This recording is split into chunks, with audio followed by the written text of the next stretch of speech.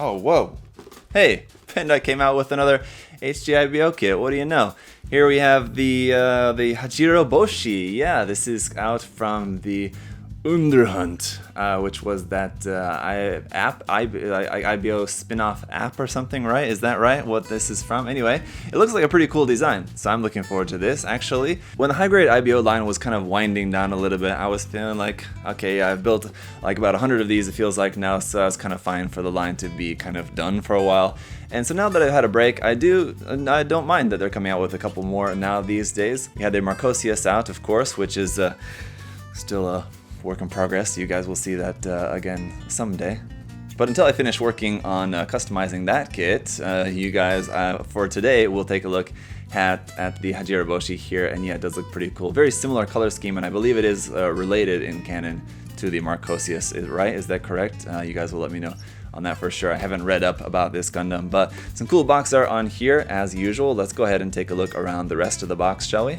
On the sides of the box there, you can see this is number 41 in the HG Iron Blood Orphans line. So yeah, there's been quite a few of them. On the bottom of the box, we just got a couple of action poses here. Enjoy creating impressive poses by using the whole body structure. Okay, yep, fair enough. So there's its kind of melee weapon that it's got included there, it looks like. Does also have a claw drill shield there, which is pretty interesting. And this kind of back skirt flight unit kind of looking thing there. It says thrusters on the waist are flexible, so those look pretty cool. Aside from the mace, it does also have a rifle as well too, which looks quite interesting. So there's that. It looks like a beam rifle, but as we know, Iron Blood Orphans mobile suits don't use beam weaponry, so guessing that would not actually be a beam rifle. Around here on the other side of the box, there's a look at what the kit is going to look like, all painted up front and back. Looks very nice. I do like these bits kind of added onto the side of the feet as well too. It's kind of an interesting feature of this, the whole gigantic V fin, which is more kind of like a W fin, I guess, in this case. And then the shoulders do look pretty cool. Very kind of similar a little bit to the Barbatos's shoulder armor, but you know, kind of a little bit different. And then over here is the Barbatos and the Marcosius. Interestingly, the first and last in the lineup before this guy came out. Let's just go ahead and get it popped open. Now, it should be a pretty familiar build here inside. If you've built any of the Iron Blood Orphans Gundams before, you should know kind of what you are in for with this kit. But there on the manual at the top, we got the box art there once again. At the bottom here, Wistario Afam is the character, and you got some information about him in Japanese and in English, and then some information about the Hajiroboshi there as well in Japanese and in English. Around here on the back, some more information about this, the Smart Mace. So I guess you can like talk to it and it'll order stuff on Amazon for you or something. That's kind of cool. The Crab Shield, that makes sense, I guess. Looking at that now, that name is kind of funny, but I guess I can see that. And the 110mm short-range rifles. There you go, just sort of like a little short mid-range assault rifle kind of thing there. That's kind of cool. Down here we have the color guide as well there in Japanese and in English if you need to refer to that. And on the inside here we should also have the parts list as well. And it looks like we got a couple of parts here from the A runner, which will be our Gundam IBO Gundam frame runner there. A few parts there looks like for the arms probably are going to be left over that you're not going to use for this. So it should have some new parts for our arm frame, it seems like. The rest of the manual is just going to go through the construction as normal. We do have a couple of color pages here where you'll be building, finishing the legs, building the waist section, and finishing the construction with the kind of back skirt bits there. And then the weapons, which are going to be pretty simple, of course, for this. So let's just go ahead and take a look at the runners. So first off, as it typically goes with Iron Blood Orphans HG kits, we unfortunately have a few more color correcting stickers than you would normally like to see with an HG kit. So that's a bit disappointing. There's quite a lot of these black and red ones on there, a couple of these big purplish, like light ones there. Yellow, and then ones for the eyes, of course, naturally, but yeah, quite a few stickers looks like. PC002 for our polycaps here in that dark brownish gray color, which is going to be the same color here for the all too familiar A runner, the Iron Blood Orphans Gundam frame. And so yeah, it looks like these four parts there for the arms are going to be the ones you're going to omit and not end up using for this kit, but the rest of that is the familiar frame runner. And then it looks like in three colors here, the B1 runner, it has some red, some yellow there across the bottom, and then some black, or four colors actually. So these are some more gray parts. These are some new kind of frame parts up there at the top, including like for the waist, it looks like.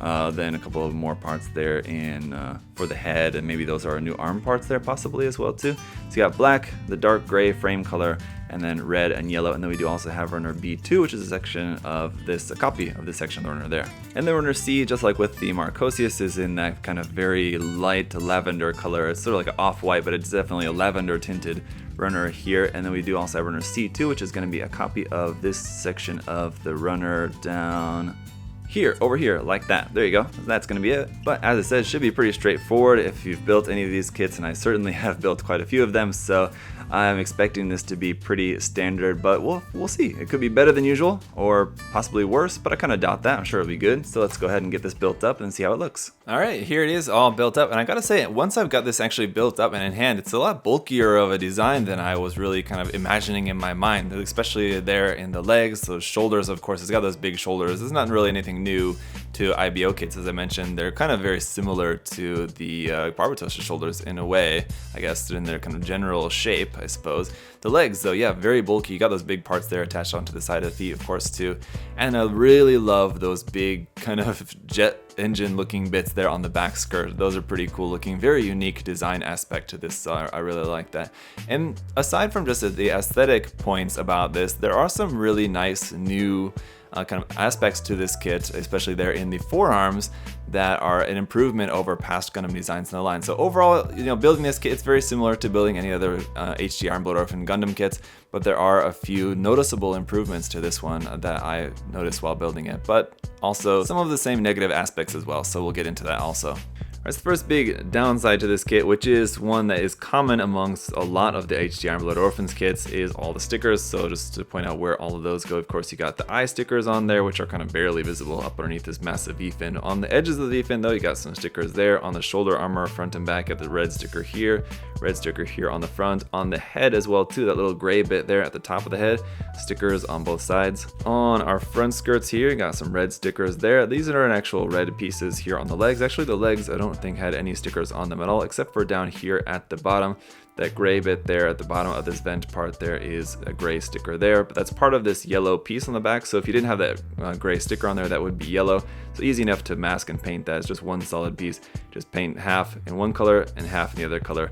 Simple enough. Vents here on the back skirts, though, that's a sticker, a yellow sticker on there. And these big wings are just molded all in red. So the lighter white color, off-white color there, that's just a big sticker that wraps around the side of the wing there. And so while there are quite a few stickers on there, not necessarily a lot of them that would be too difficult to handle by masking. These ones here, like on the front of the shoulder, maybe like this part here, maybe slightly trickier than some of these other ones, but not really too bad. The articulation on this guy is going to be all pretty standard as well to any of the other Iron Blood Orphans HG Gundam kits. They're all pretty much exactly the same. The new parts that we have for the frame of this are here in the forearm, and that's what I want to focus on here, in that on a lot of the HG Iron Blood Orphan Gundam kits, I think kind of basically almost all of them as far as I can remember, they have seam lines on the front of the forearms. But this one doesn't have that thanks to the new design here for the forearms. It's actual one solid piece there at the top, and then this one like kind of cuff piece is a separate piece as well too. So you don't have any seam lines on this part for the forearm at all. And in the back of the forearm, this big black part there is just all one big piece. This part here will move side to side, so it's going to be where you can plug your shield onto the arm. That can rotate onto the back or onto the side. So rather than have a connection piece or multiple connection pieces for the shield, you just have one connection piece here built into the arm basically that will rotate. Up here in the shoulders as well too, this little vent bit will rotate a little bit there up and down like that. It ends up looking a little bit like a bird's beak there, I think. After noticing that, it was kind of weird. Now I can't unsee that, unfortunately. And these connection pieces here for the side skirt also just work as a normal kind of side skirt. Those can rotate around. That's where you're going to be able to plug your weapon accessories. We'll see in a moment. And then these big parts here just plug onto the back skirt just via a standard kind of size 3mm peg hole there. So these would actually be quite useful to be able to plug onto kind of almost anything where you have that sort of type of plug. So for example, if you wanted to, you could plug these right here onto the back instead of the backpack there. It looks a bit odd, and I think you have to work with that a little bit to make it not look quite so strange.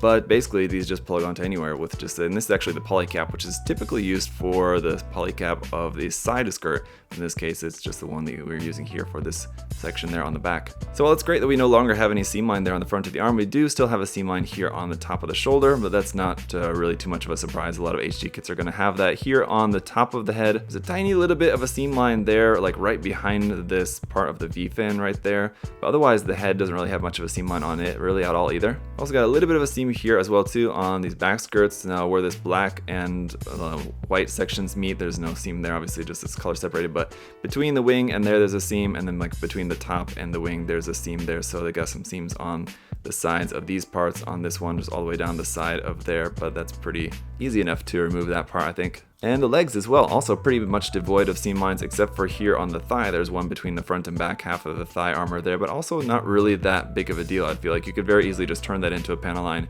and you're set well enough. So actually when it comes to the seam lines on this kit, they're pretty much almost non-existent except for the usual ones there on the shoulder, so that's pretty awesome. As for the weapons, of course, we've got the Smart Mace. It's just 2 pieces put together, so it's pretty simple, but I want to test just how smart it is here. So let me just go ahead and give this a try. Hey, Smart Mace, what time is it? It's 12:30 a.m. Well, that's pretty impressive there, isn't it? Then we got the short range rifle, also very simple. It's got a little camera sticker there on that, and I mean, just, simple, but I actually really kind of quite like this, actually. I like its simplicity. And these weapons will both be able to fit onto the side skirts here. Now they should fit onto either side, but just according to the manual, the rifle is supposed to be on this side. It has like a little track on the top that kind of slots into place here on this side like that. That kind of looks okay. I'm not really super into that, but the mace I think looks better attached onto the side skirt there. It just kind of pops into place. And you've got that there. I think the reason is because the mace kind of seems like a little bit more to the back, whereas when you have the rifle attached, like most of the rifle is here like to the front, and it looks a bit odd kind of sticking so far out to the front there where the mace is more towards the back. I think that's why it looks kind of weird, but I suppose what you could do is swap these around, switch at the left and the right side. Switching those around, I actually kind of like the look of that a little bit more, to be honest, because they seem a little bit more kind of stored and up a little bit more out of the way with this more towards the back like that. And then to the front, you just have like the front of this gonna be kind of black. Just this black piece there on facing the front. It looks better, I think. And then we have the crab shield, and like half the sticker sheet goes here on the crab shield. You have red sticker here, and here, and here. There's 4 stickers to go for these red parts there at the top, and then 4 stickers for these gray parts here on the side. 1, 2, and on the other side 3, 4. So in total 9 stickers just on this crab shield. Now the drill bit will be able to just extend out of here. You just need to pull that out, and that just extends out like that and just goes back in. The side parts will just fold out like that, and they can close all the way up to there and then fold back to there. So pretty cool shield. I mean, it's just a very simple design, but it's cool. It's got so much functionality to it as well too, but also has quite a few stickers. But alright guys, so there you have it. The HGIBO Orphans line's not quite dead yet, but I don't know. I think it's very likely that this might be the last one. I don't know if they're gonna do anything more after this, but at least it went out with I wouldn't say necessarily a bang, but a pretty fair-sized boom. I mean, there's definitely a lot of great things about this kit. Definitely, it's not a bad kit at all. I don't want to say that, but it's just nothing necessarily to super break the mold on HGIBO Orphans kits. It definitely has the advantage of less seam lines, but it's still pretty sticker heavy. And whilst posing the kit, I am noticing some looseness. A lot of the HGIBO Orphans kits get kind of a little bit loosey-goosey when you're trying to pose them. The head keeps popping off in particular on this one, and also the ball joint holding the top and bottom half of the kits together in that little tiny little waist section there does tend to kind of come loose kind of easily. But once you've got the kit posed and it is like secure enough, it's just while you're moving stuff around, some things can feel a little bit kind of loose in your hand. It doesn't really feel as solid as other HG kits, but other than that, it's a really cool design. I like the weapons for it. I like the fact that we actually have 3 kind of with the shield, mace, and the rifle. It's kind of better. Some of the kits in the line only came with 1 or 2, so it does have a little bit more in the way of accessories compared to some of the other Gundams in the line. It's got some pretty unique colors, and yeah, it's a really interesting design on it, and that's kind of going to be the most striking thing about this kit. The thing about this kit that's going to stand out the most is just its design, really. So as always guys, thank you so much for watching. If you do have any other further questions or comments, of course, though, you can leave those down below. And just thank you so much for the support. We'll be liking the video, commenting, subscribing, all of that. It's greatly appreciated. And until next time guys, just a reminder that you can pick up this kit and everything else there on the USA Gundam Store. The link is down below, and you can save 10% off everything there with my coupon code ZakuAurelius10. So just check the video description down below for all that info. And until next time guys, have a great day. Bye bye.